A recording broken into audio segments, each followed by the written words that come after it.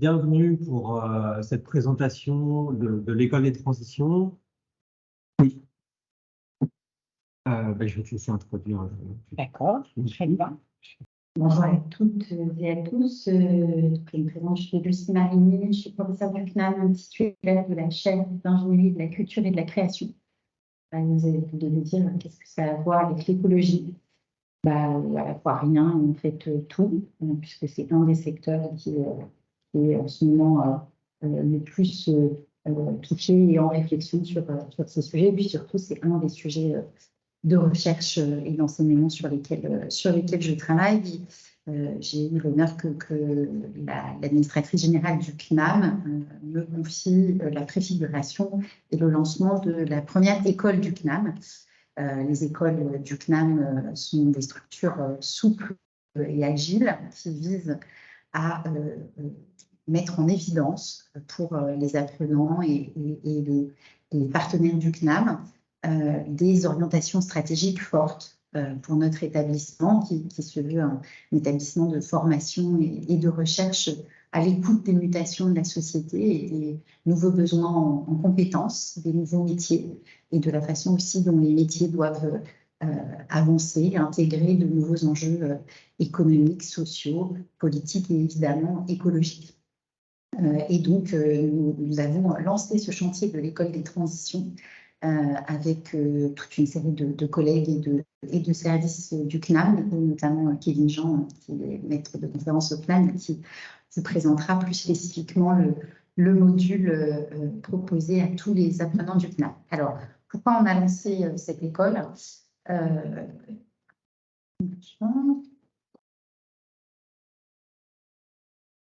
Eh bien, parce que nous avons, comme tous les établissements d'enseignement supérieur et de formation, reçu le rapport dit rapport Jouzel. Alors, Jean Jouzel est un grand climatologue que beaucoup d'entre vous connaissent, bien sûr. Il a proposé ce rapport à la ministre de l'Enseignement supérieur il y a presque 2 ans maintenant, sur les enjeux de formation aux transitions écologiques au pluriel, afin de préparer tous les citoyens à la transition écologique, afin de développer les objectifs du développement durable dans l'ensemble des formations. Alors, qu'est-ce que c'est que les objectifs du développement durable? C'est un terme qu'on hésite de plus en plus à utiliser pour plein de raisons, parce qu'il sous-tend une idée de croissance économique. Néanmoins, à l'intérieur du développement durable, tel qu'il est défini par l'Organisation des Nations Unies, il y a 17 objectifs, et sur ces 17 objectifs, il y a un grand nombre d'objectifs qui sont des objectifs strictement liés à la transition écologique, climatique, biodiversité, etc., mais aussi des enjeux de transition sociale et culturelle, avec l'idée que la transition écologique ne pourra se faire que de concert avec une plus grande justice sociale et une plus grande égalité entre les citoyens du monde et les différents pays du monde. Donc c'est dans ce cadre-là que s'inscrit ce rapport, et ce rapport, il dit quoi? Une chose très simple. Nous devons former dans les 5 ans qui viennent la totalité des étudiants en formation initiale et tous les apprenants en formation continue aux questions de la transition écologique, afin qu'ils puissent connaître les faits scientifiques qui sont devant nous, la réalité de la crise, des crises qui sont les nôtres, des limites planétaires auxquelles nous sommes confrontés et que nous sommes malheureusement très largement en train de dépasser, de façon à ce qu'ils puissent aussi analyser ces processus, les analyser à l'aune de la réalité des phénomènes locaux et globaux, mais aussi les analyser à l'aune de leur vie quotidienne en tant qu'individus, de leur vie sociale en tant que agent économique, salarié, professionnel, et puis en tant que citoyen. Et puis qu'ils puissent mesurer et agir concrètement dans ces 3 sphères de vie.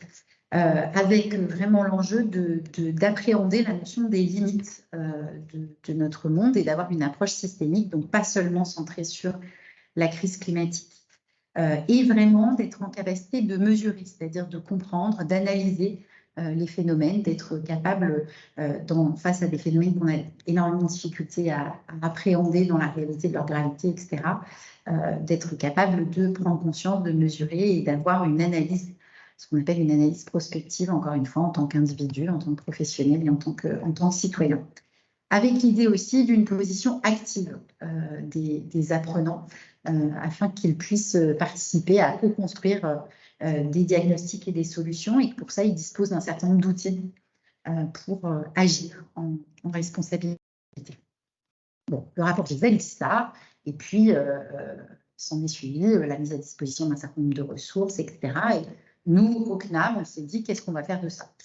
Et qu'est-ce qu'on va faire de ça? On a décidé de le faire avec ce qu'est notre identité. Et notre identité, c'est quoi? C'est de former des professionnels. C'est de former des professionnels et c'est surtout de former tout le monde. Le CNAM, notre devise reste apprendre tout à tous et de le faire en particulier dans des situations de reconversion, de nouveaux métiers, quel que soit le niveau où les gens arrivent, puisque notre principe, c'est partir de ce que sont les gens et ne jamais s'en satisfaire. Et avec notre double identité, qui est une identité de sciences de l'ingénieur, de sciences dites dures, c'est comme ça que nous on dit du côté des sciences molles, ou des sciences humaines et sociales, qui serait plutôt mon secteur, et dans une logique qui est aussi celle de notre histoire, qui est une maison, et vous en avez les traces dans notre musée, qui est une maison de l'innovation et de l'invention.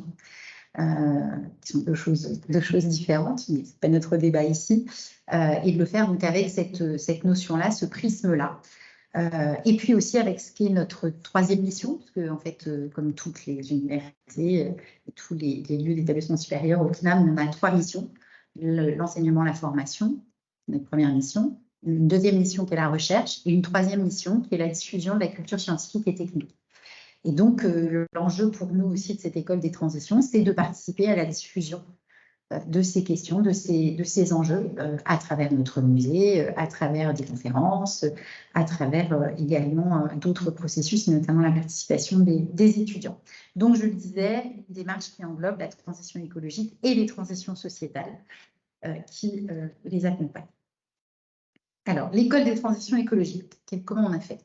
On a d'abord mené cette année une première étape qui commence à devenir publique là, maintenant, avec le recensement et le développement de la formation aux enjeux écologiques dans tous nos parcours. Et là, on a découvert, alors on n'a pas été si étonnés que ça, parce qu'on savait que c'était sous-jacent dans le travail du CNAM depuis de nombreuses années, mais en fait, il se trouve qu'on a déjà 35 parcours de formation consacrés à la transition écologique et plus de 50 unités d'enseignement. Et ça, ce n'est pas forcément des choses qu'on sait, mais nous, on ne le savait pas complètement. Et on a choisi de labelliser donc, toutes ces formations et de les réunir sous le petit logo que vous voyez là, qui s'appelle l'École des transitions écologiques, de façon à ce qu'il y ait une visibilité de l'offre du CNAM en la matière. Et avec la logique aussi de développer une formation ad hoc, donc c'est ce dont on va vous parler avec Kevin, d'initiation aux enjeux du changement climatique. Ça, c'est la première étape. Et puis, la deuxième étape, ça sera de créer de nouvelles formations dans les secteurs qu'on juge prioritaires et qui n'en ont pas encore à la transition écologique. On a beaucoup de choses à développer dans le secteur du bâtiment, dans le secteur des transports, dans le secteur du numérique. Voilà, c'est des choses auxquelles on travaille avec l'ensemble des équipes pédagogiques et des collègues enseignants-chercheurs, et puis aussi de développer des projets de participation des apprenants, donc d'appel à projet, le fait que vous puissiez tous et toutes, en tant qu'apprenants du CNAM, développer des projets concrets d'accompagnement ou de réponse aux enjeux des crises écologiques. Alors, toute cette offre, elle est présente sur le site du CNAM. Vous l'avez directement, que ce soit les offres labellisées ou le module d'initiation dont on va parler là, sur le site du CNAM Paris.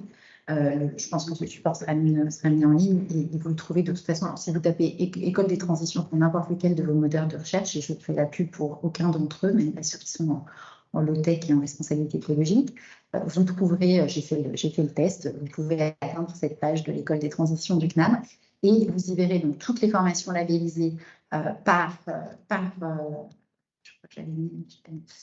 discipline. Donc, vous avez, je parle pour moi, culture, mais vous avez transport, vous avez urbanisme, vous avez matériaux, vous avez santé, etc.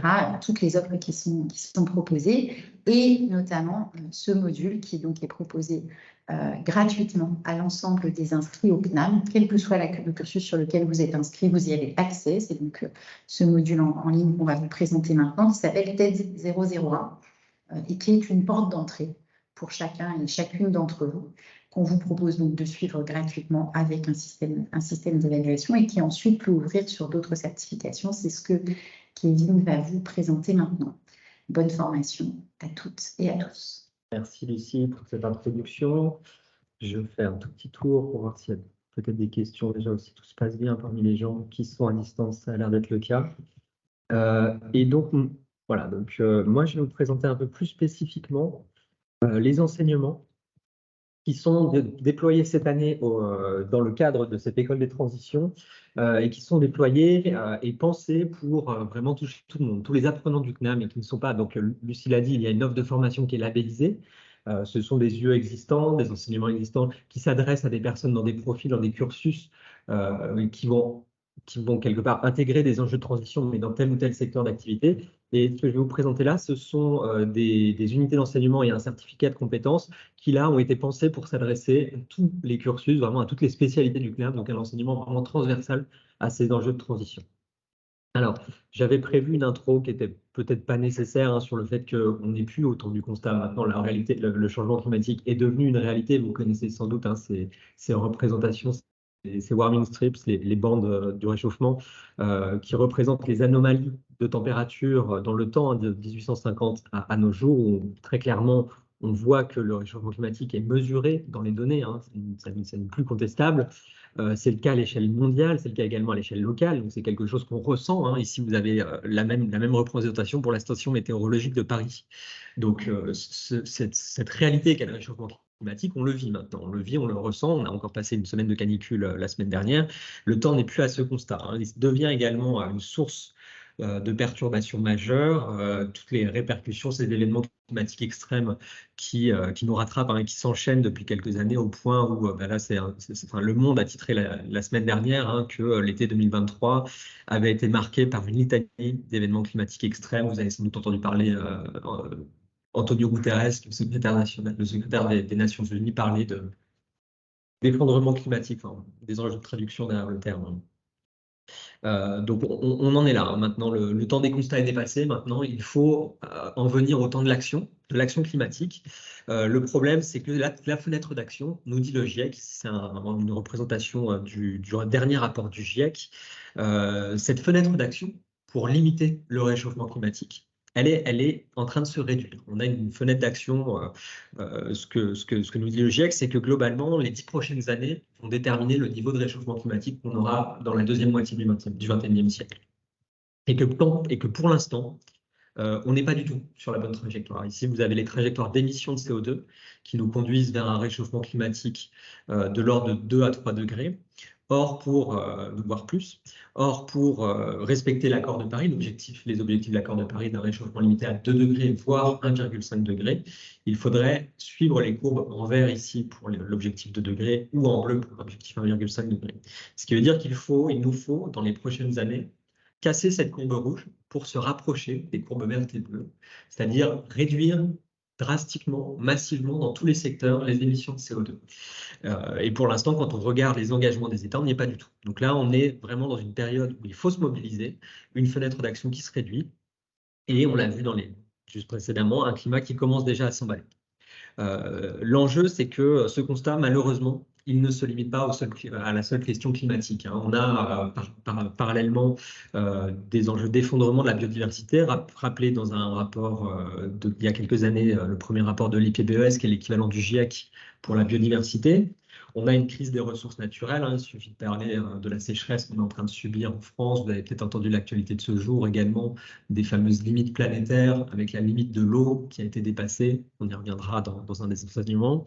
Une pollution généralisée des milieux par les plastiques, par les pesticides. Donc on est en train de vivre simultanément plusieurs crises écologiques majeures, environnementales majeures, qui sont clairement, et ça c'est les éléments scientifiques qui le disent, qui sont en train de menacer à moyen terme l'habitabilité de la planète.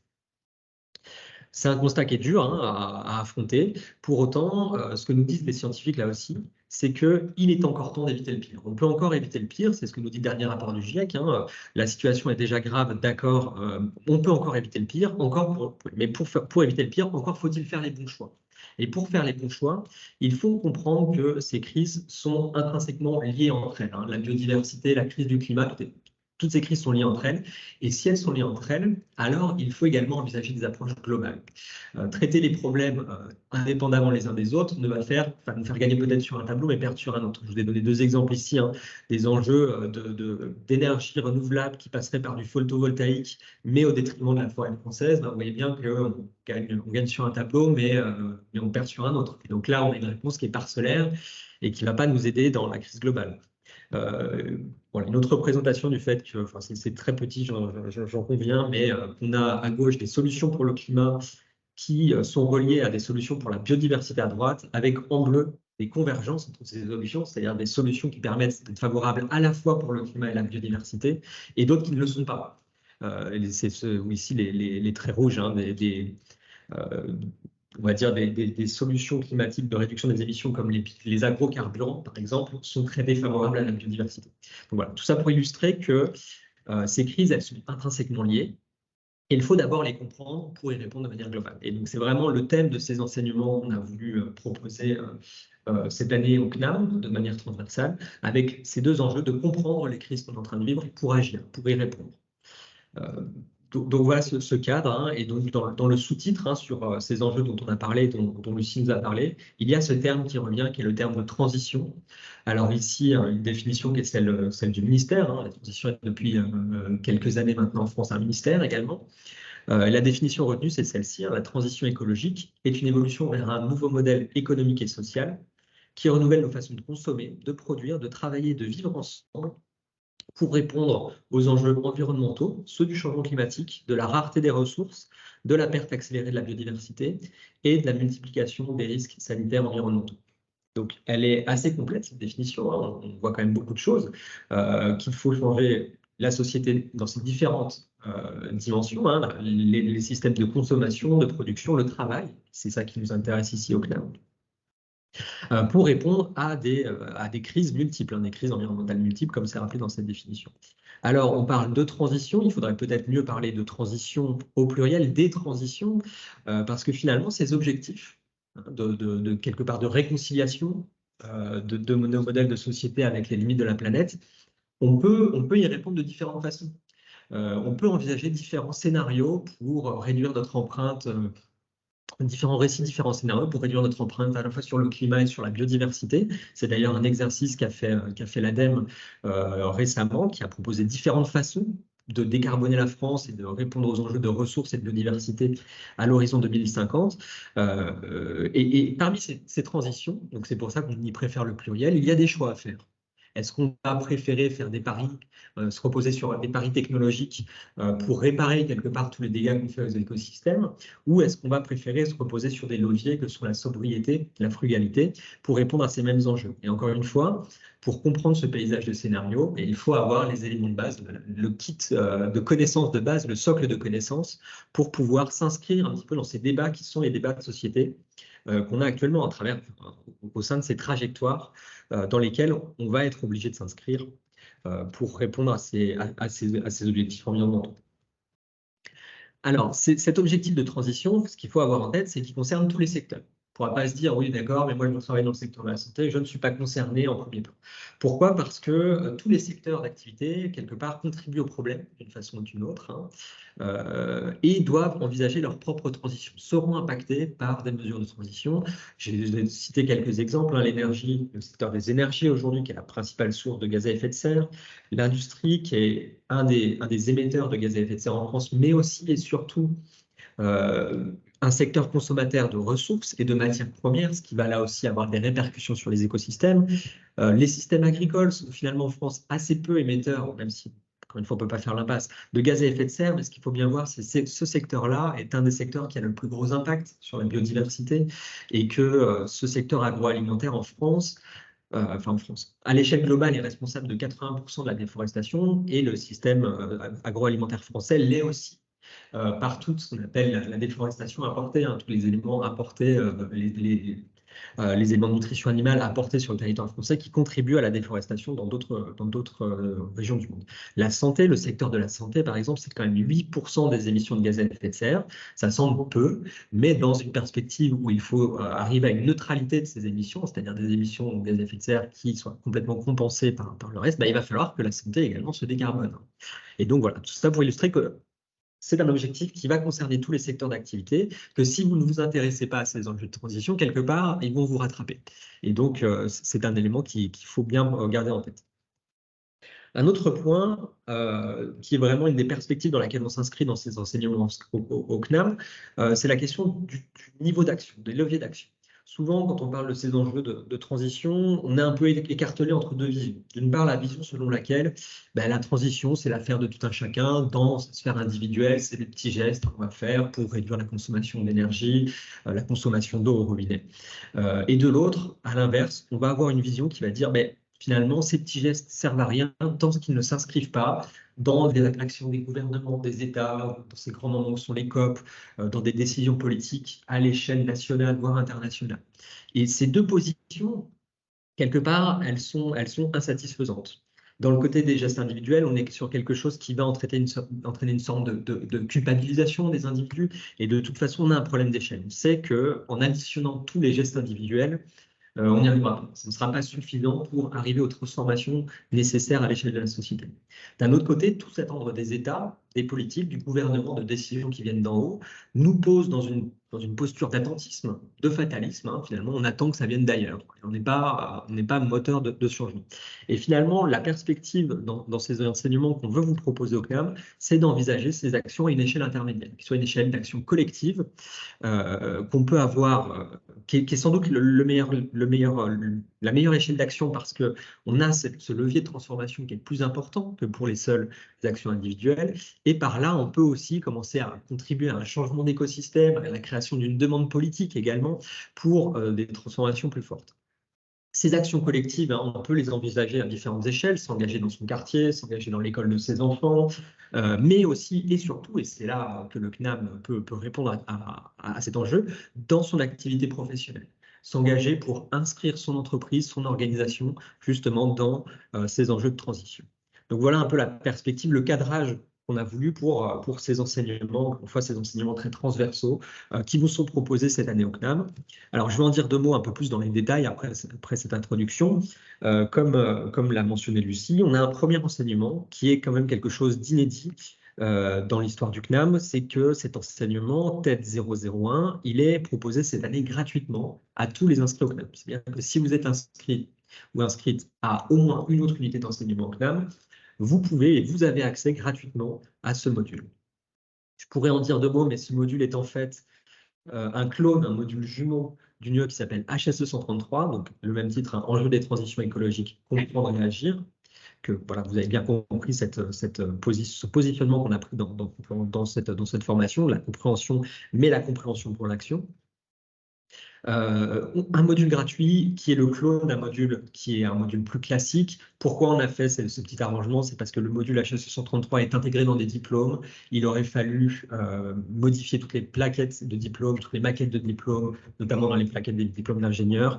Et donc, on a préféré la coexistence de ces deux UE pour pas trop mettre de confusion ou de stress parmi les élèves en se disant mais voilà, j'ai pris une UE qui n'existe plus dans la maquette de mon diplôme. Enfin, je pourrais en redire deux mots s'il y a des clarifications à faire.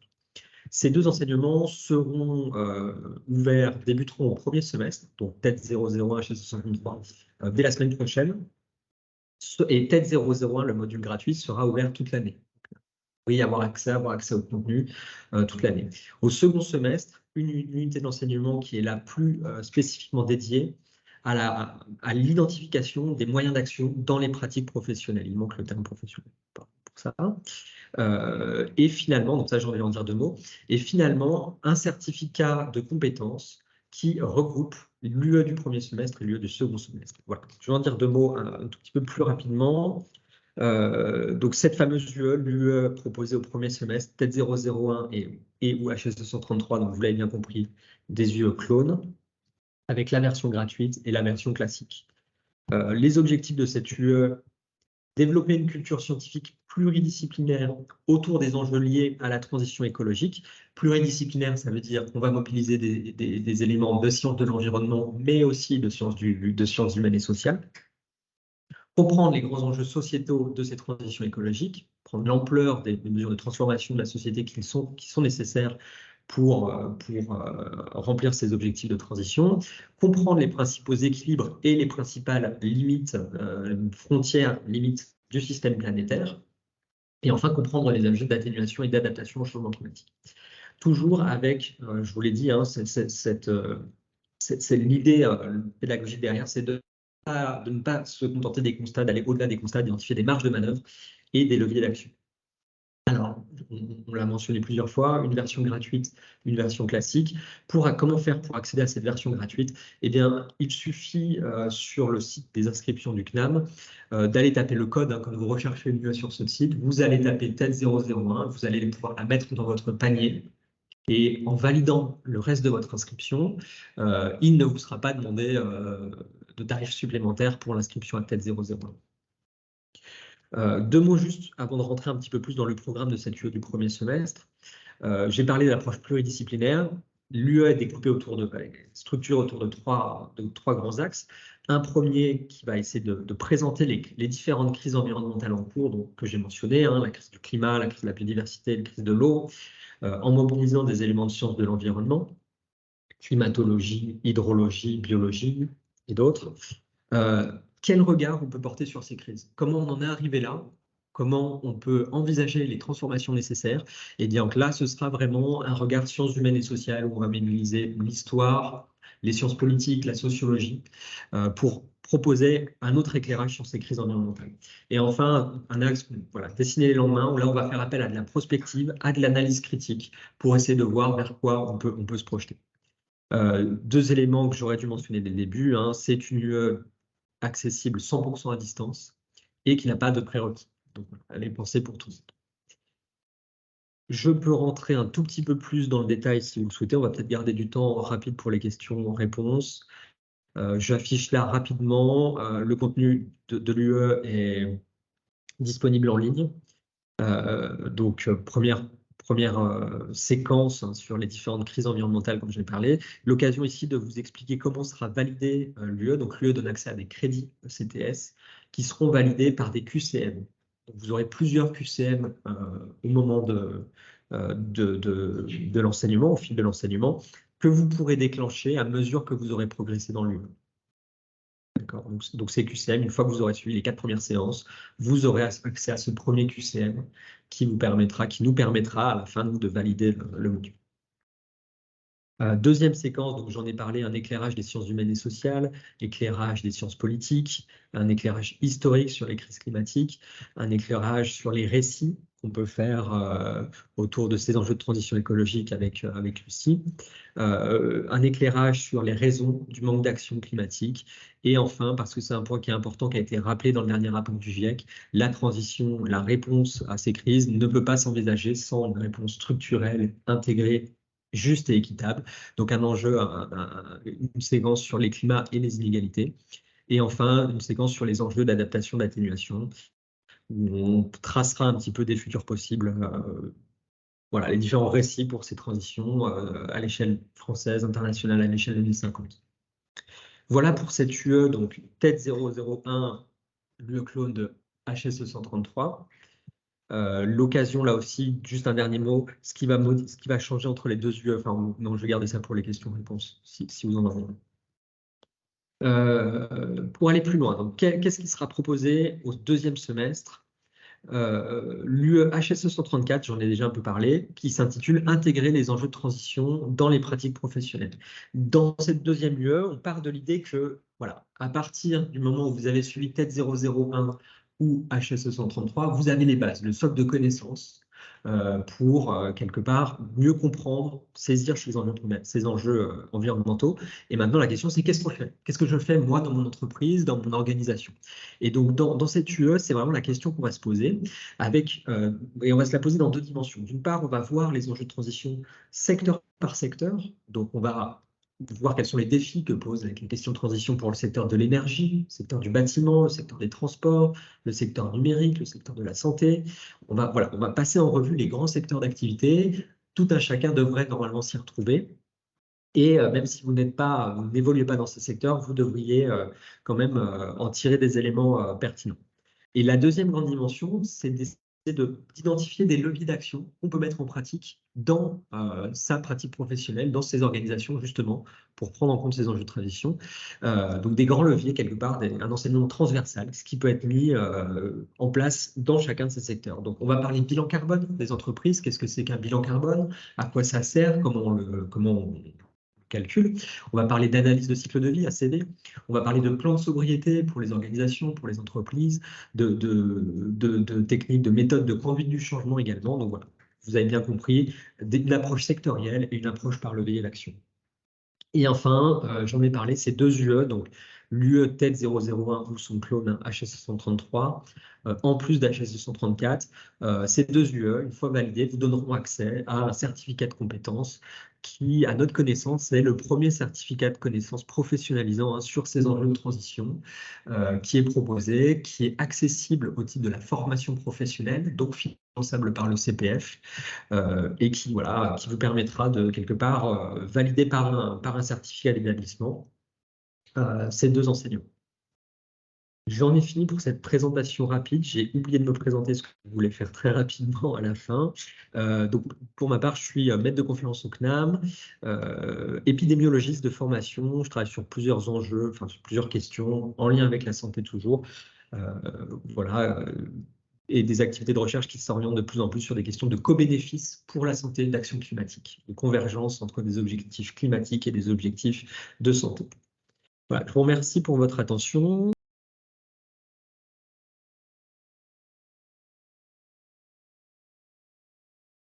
Valérie à distance nous demande s'il existe des regroupements virtuels dans la FOD. Alors justement, j'y viens. Vous avez bien compris que pour le lieu du premier semestre TED 001 ou HS 133, on a une UE qui est gratuite et une UE qui est classique, donc qui reste payante.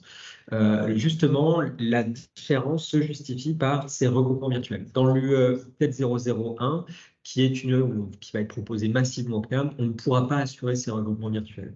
Dans la version payante qui reposera exactement sur le même matériel pédagogique, il y aura des regroupements dans la FOD. Donc ça, c'est la version HSE 133. Pour le second semestre, on va essayer de faire des regroupements. On va voir un peu comment ça se passe au premier semestre. Des regroupements, on peut les envisager jusqu'à 200 inscrits, on va dire. Au-delà, ça va être un peu plus compliqué. Mais en tout cas, voilà. Donc, des regroupements dans HSE 133, pas de regroupement dans TED 001, ce qui justifie également la différence de tarif entre les deux yeux. Je peux poser des questions si vous voulez. Oui, bien sûr. Je vais essayer de faire votre question. Ok, allez-y. Voilà, bien peut-être, vous avez cité pardon, Jean Jouzel, le rapport Jouzel. On est aujourd'hui dans une situation où Jouzel, comment dirais-je, adopte des positions assez radicales. Est-ce que le certificat de compétences répond à cette radicalité aujourd'hui, en proposant vraiment une rupture dans l'aspect culturel, notamment pour la portée qui est la sienne, c'est-à-dire l'organisation de l'entreprise. Et est-ce que vous pouvez essayer peut-être de concrétiser un petit peu, c'est quoi l'apport concret de la formation en termes de rupture dans les organisations? Ça, c'est ma première question. La seconde, c'est dans le programme du premier module, enfin des deux premiers modules, est-ce que, bon, il y a l'inertie climatique, l'inertie du carbone dans l'atmosphère, est-ce que l'inertie du système politique en particulier est pris en compte dans le programme? Voilà, ça c'est sur le sujet. Oui, ça c'est pour le programme. Sur le certificat de compétences, j'ai une question. La première, est-ce qu'il a l'ambition, donc tout à l'heure, c'est dans le rapport Joseph, l'ambition de former à 50 tous les étudiants. Est-ce que ce certificat a une ambition particulière dans ce cadre-là, et notamment pour former au moins à l'échelle des entreprises publiques tous les salariés? Est-ce qu'il répond par ailleurs à certains standards définis au sein du ministère du Travail ou dans notre ministère pour accompagner cette transition écologique? Et voilà. Et puis la dernière question, c'est d'après ce que j'ai pu comprendre, ce certificat de compétences à minima 90 €. Donc, j'imagine qu'on est là sur vraiment le produit de la PECNAM en termes de tarification. Est-ce que c'est vraiment la réalité des choses? Est-ce que ce certificat de compétences coûte réellement 90 €? Et si c'est le cas, voilà, j'ai l'impression que c'est un produit qui va attirer beaucoup de monde. Donc, comment vous allez faire pour gérer ça? Voilà. Je vais d'abord avec tout le monde, mais je pense que j'ai des lecteurs de. Je pense que la plupart des questions sont pour toi. Après, c'est peut-être la seule chose que je peux dire d'avoir une première question sur la radicalité de Jean Jouzel. Nous, on parle du rapport de Jean Jouzel et de ses positions de climatologue d'abord. Ce n'est radical ni pas radical, puisque c'est un travail scientifique. C'est juste pour décrire effectivement cette position récente, mais il n'y a aucun jugement de valeur de la part. Non, mais en l'occurrence, la raison pour laquelle on cite Jean Jouzel, ce n'est pas forcément ses prises de politique récentes, mais clairement ce qu'il dit dans son rapport, et ce qu'il peut dire en tant que climatologue, qui lui donne la légitimité de le dire dans ce rapport. En revanche, la question que vous posez, elle est intéressante, c'est que effectivement, dans ces enseignements, on essaye de ne pas faire l'impasse sur ce qui peut relever des controverses scientifiques, au sens où le pose quelqu'un comme Bruno Latour, par exemple.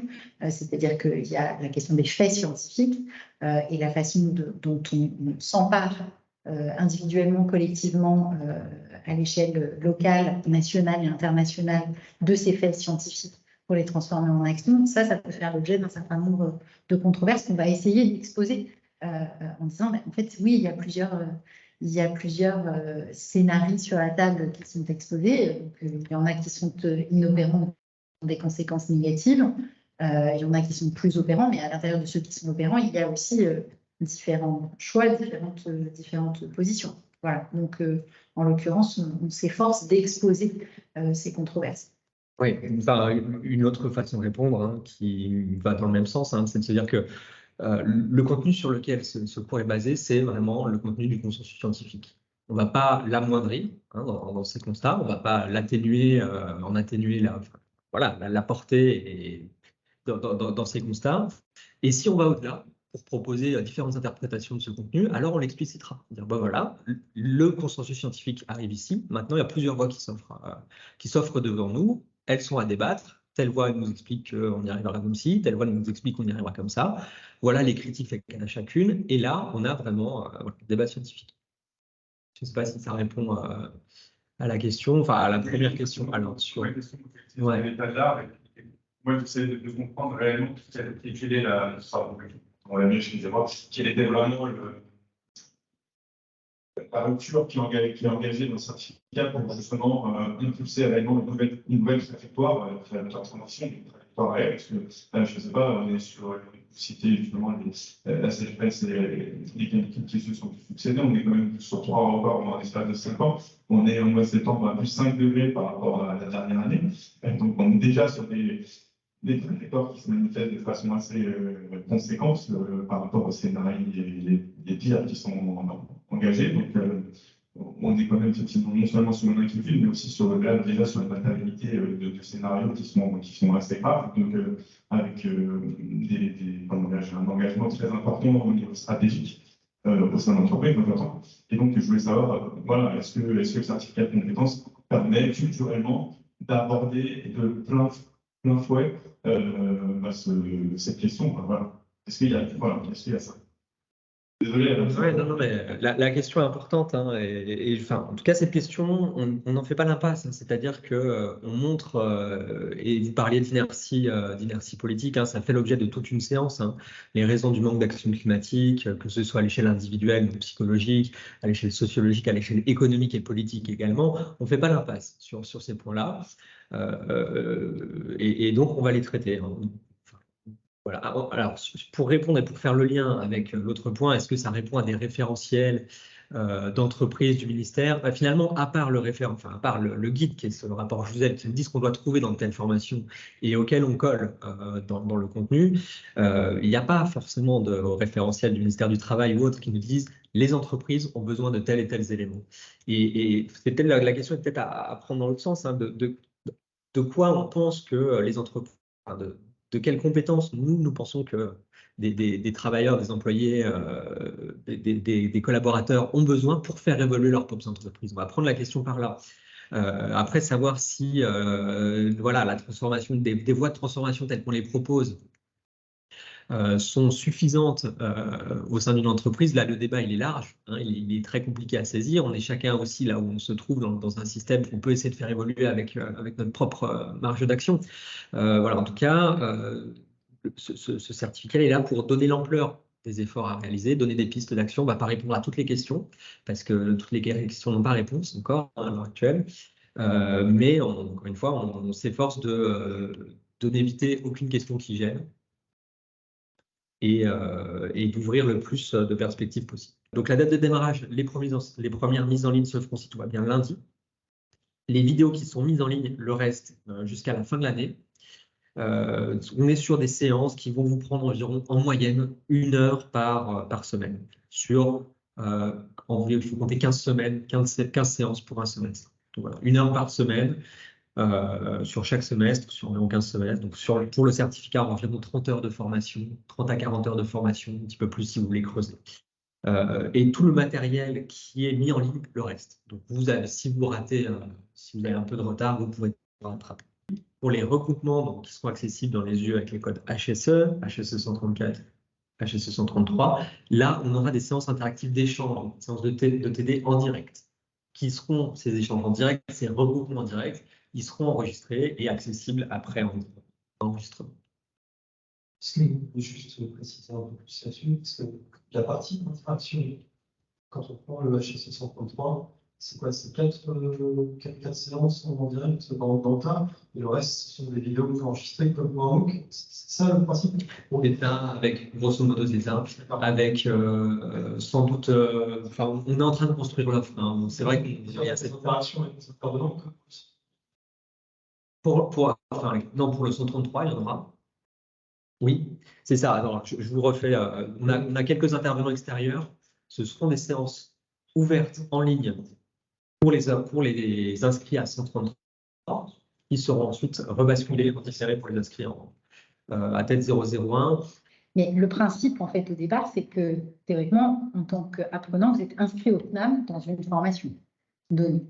Et notre enjeu, il est en plus de la formation dans laquelle vous êtes inscrit. Par exemple, moi, je forme des ingénieurs culturels, hein, qui font des expos, ils dirigent des lieux culturels, etc.